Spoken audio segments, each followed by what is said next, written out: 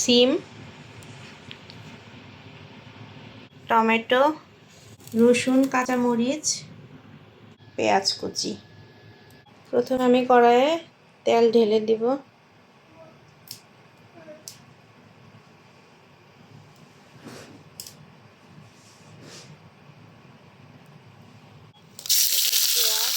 রসুন, কাঁচামরিচ, পরিমাণ মতো লবণ।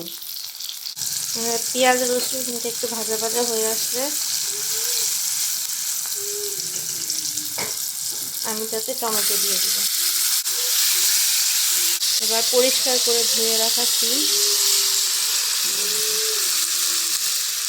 এবার সিদ্ধ হওয়ার জন্য ভালোভাবে আমি ঢাকনা দিয়ে ঢেকে দেব প্রায় 5 মিনিটের জন্য। দেখুন এখন সিমটা ঝোল প্রায় শুকিয়ে এসেছে। যে সিদ্ধ হওয়ার যে পানি দিইনি আমি, পানিটা যে এখানে যেটা ছিল তাতেই সিমটা হয়ে গিয়েছে। এখন এটাকে কিছুক্ষণ আমি আরও ভালোভাবে ভেজে নেব।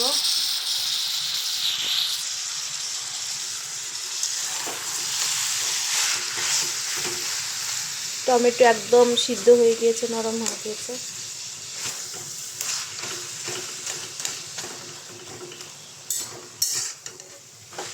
আপনারা কেউ চাইলে এভাবে ভাজি করে খেতে পারেন, আবার কেউ চাইলে এখন এটাকে পাটায় বেটে ভর্তা করতে পারবেন, অথবা যাদের পাটা নেই তারা ব্লেন্ডারও ভর্তা করে ফেলতে পারবেন।